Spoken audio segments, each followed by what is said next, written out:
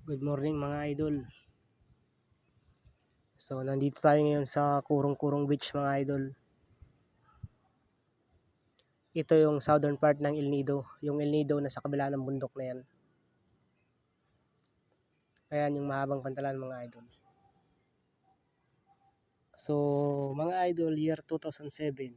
Ang resort sa area na yan, 7 piraso lang. Mga local village lang yan mga idol. Mga mangingisda, mga bahay na normal. Pero ngayon sobrang laki ng pinagbago. Lahat yan may mga idol, private na.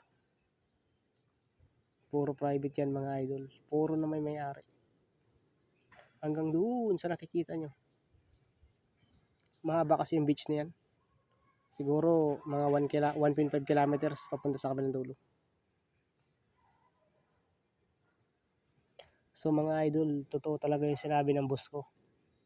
Ang boss ko kasi taga Ilocos. Sabi niya, year 2015 yun eh. Sabi niya, ito plus 10 years pa.